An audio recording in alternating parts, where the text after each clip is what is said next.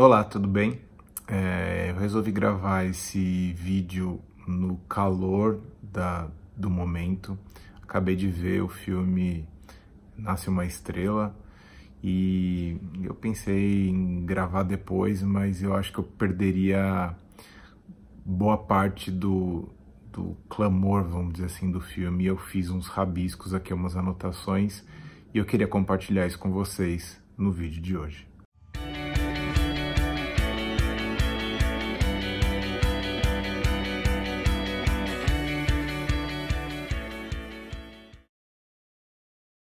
Bom, como eu tô sob efeito do filme, eu acho que todo mundo que viu o filme de alguma maneira ficou apaixonado pela história, apaixonado pelo casal e talvez tenha suscitado alguns pontos intrigantes, vamos colocar assim, na história, e eu queria compartilhar algumas impressões que eu tive.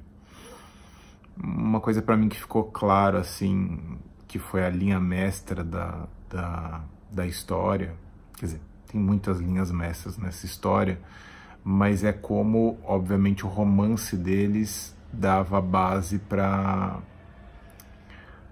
a subida e a decadência do próprio romance. E isso é uma coisa que não é muito incomum acontecer nos relacionamentos de modo geral. Se a gente parar para pensar no primeiro encontro deles, né, ele tava naquele clima mais desiludido, meio o bêbado, meio decadente, não em termos de carreira, mas emocionalmente entediado. E aí ele encontra uma mulher que parece ter um brilho que é um pouco hesitante em alguma medida. Então ele se encanta por aquela pureza que ela tinha em forma de hesitação. É como se fosse uma joia bruta. E daí parece que se fundamenta um pouco o romance dos dois. Ele como um veterano, vamos dizer assim, da música, que resolve apostar todas as fichas dele num talento bruto que tem ali e inexplorado. Então, parte do afeto deles, logicamente isso não reduz tudo a isso que aconteceu, mas parte do afeto deles se fundamentava um pouco numa certa assimetria que acontecia. Então, ela, de alguma forma, precisando de um empurrão e ele precisando se relembrar de quem ele era.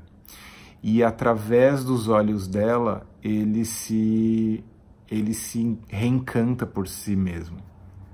E eu acho que é um pouco isso que acontece nos relacionamentos de modo geral. A gente se encanta pela nossa perspectiva, pela nossa autoapreciação através dos olhos da pessoa que a gente ama, que a gente está apaixonado e que corresponde ao nosso sentimento. E só que, lógico, né, ao longo do filme você acaba se deparando com um quadro bem acentuado de alcoolismo que aparentemente fica camuflado por aquele universo de música, dos bastidores, onde um monte de gente transitando e ele aparentemente sempre querendo relaxar com algum tipo de bebida, só que você vai percebendo que a coisa ali é mais séria, né? E vai se desenhando, vamos dizer assim, no filme, um quadro emocional dele bem perturbador, assim, bem incomodado, bem desolador em alguma medida. Dá para entrever, logicamente, sem fazer nenhum diagnóstico muito profundo, que tem um quadro depressivo ali de fundo, dando base para aquele alcoolismo. E na medida que isso o filme vai se compondo, você vai entendendo um pouco da história dele. Então a mãe morre quando ele, né, recém-nascido, vamos dizer assim, e aparentemente, deixa entender o filme, o pai não aguenta o tranco, começa a desenvolver um tipo de alcoolismo também e vai se tornando em alguma medida negligente. e o irmão mais velho dele vai assumindo essa responsabilidade, essa paternagem. E ele vai, de alguma maneira, pareando esse comportamento com o pai. Ele vai espelhando esse comportamento do pai e criando um tipo de solidariedade do luto não elaborado desse pai. Até porque ele, enquanto criança, não tinha uma memória exatamente da mãe, né? Mas ele vai formulando uma imagem da família, da mãe, em função dessa perspectiva do pai. Então a família vai desenvolvendo algo de disfuncional ali naquele núcleo, e ele já com 13 anos faz uma tentativa de suicídio, quase como se fosse um sinal de protesto, um pedido de ajuda de alguma maneira. E aquilo não é visto, né? Aquilo passa batido, e aí ele vai se colocando em função do irmão mais velho que tentava a carreira. E de repente ele vai se manifestando como um cantor de sucesso e encobrindo, vamos dizer assim, as tentativas do irmão, que também vão se tornando frustradas, e aí o papel se inverte. Ele vira a estrela e o irmão vira meio que o empresário, vamos dizer assim. Então, em alguma medida, aquele mito fundador da estrela abrindo espaço para outra se reescreve na paixão do personagem do Bradley Cooper e da Lady Gaga. E é isso que dá o ensejo um pouco da história e fica também como pano de fundo desse relacionamento que eles têm. Uma coisa que eu fiquei pensando, né, a respeito da depressão dele, ela parece se evidenciar em certos momentos em que ele vê a potência dele, a capacidade dele questionada ou posta em risco, em xeque. Então me dá a sensação de que numa dinâmica psicológica de fundo tem uma certa arrogância fragilizada, né? Alguém que de alguma maneira está acostumada com o papel de estar à frente do espetáculo. Ao longo do filme,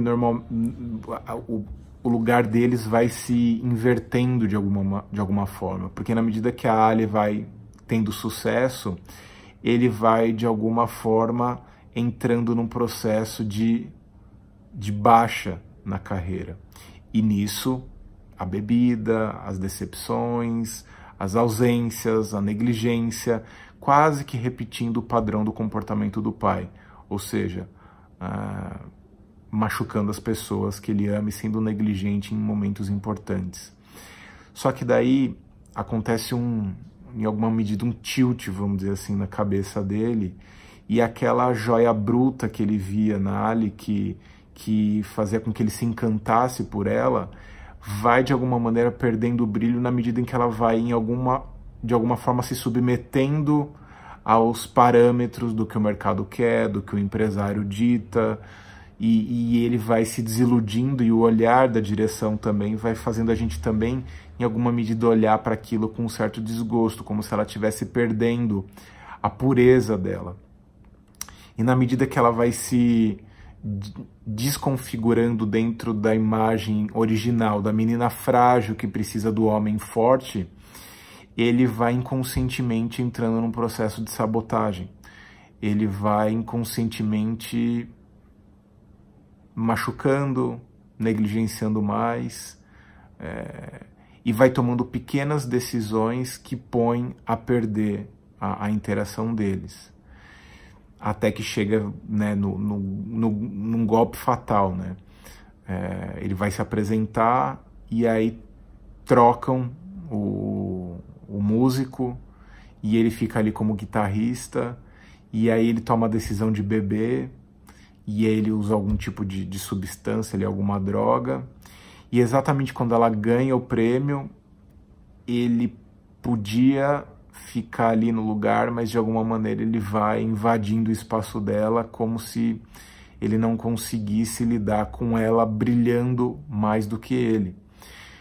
Lógico, né, que ele não acordou aquele dia e falou, vou ferrar essa premiação dela, mas as sabotagens acontecem de uma maneira inconsciente, nas pequenas decisões que a gente toma e que vão negligenciando e vão fazendo a gente fazer coisas que, no fundo, a gente não gostaria, mas nas nossas ambivalências emocionais, a gente acaba fazendo. Aliás, esse filme basicamente trata muito dessas ambivalências, de como ele admirava ela, de como ele queria apostar nela, e, no entanto, como ele também sente inveja, tem uma certa competição velada por parte dele, e como para ele é difícil sair e se reinventar no relacionamento do homem provedor que salva a donzela que está lá perdida no anonimato pro estrelato, e ele próprio não consegue dar conta disso quando ele próprio acaba caindo. E aí, quando o empresário dela, né, vai lá e dá um checkmate nele e fala e deixa claro que ele está atrapalhando a carreira dela e que ele não vai participar de turnê nenhuma, e depois ele percebe que ela tá tendo uma ajuda um pouco condescendente, e ele nota que tem uma mentira ali na hora que ela fala que vai desistir da turnê. Ele vê que tem uma condescendência ali, e aquilo me parece o golpe fatal. E quando nas cenas finais que ele é convidado por ela para fazer uma participação especial, ele não dá conta disso. Por isso que eu falei da arrogância fragilizada. Naquele momento é demais para ele ser o coadjuvante naquele processo dela, ainda que fosse genuíno o interesse dela que ele voltasse para o palco, que ele crescesse. Para ele, para a personalidade dele, para tudo aquilo que ele viveu, aquilo foi o golpe fatal de eu não vou dar conta disso, aquele empresário tem razão, eu sou um fraco. E dentro dessa fraqueza absoluta, dessa percepção de fraqueza absoluta, onde ele se vê num fim de linha, né? Dali para frente é como se ele não conseguisse visualizar mais qual seria uma solução viável, uma vida possível, algo que pudesse casar todos os ideais que ele tinha de fama, dinheiro, status, e estar com a mulher que ele ama, na condição que ela estava, de sucesso. Ele não conseguiu ver o passo seguinte, e aí ele efetivamente acaba se suicidando e deixando esse rastro de dor aí na vida dela e das pessoas que amavam ele de alguma forma. Então, é um filme muito tocante, muito bonito em muitos níveis, em muitas camadas.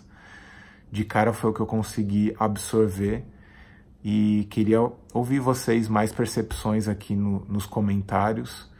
Desculpem o vídeo mais improvisado, mas eu preferi que fosse assim do que esperar fazer um roteiro muito mais elaborado, porque eu queria estar no calor da emoção, tô aqui com a musiquinha na cabeça, assim, rodando e tocando todas, né, músicas lindas. Se você gostou, dá um like, compartilha, e se quiser me siga também nas redes sociais, no Instagram, Fred Matos com 2 T's. Se quiser saber mais coisa a meu respeito, tem o sobreavida.com.br. E é isso, adorei o filme e espero que você tenha gostado dessa análise e tenha mais coisas a contribuir. Essa é uma das perspectivas do filme, que tem tantas outras possíveis. Um beijo, um abraço, tchau, tchau.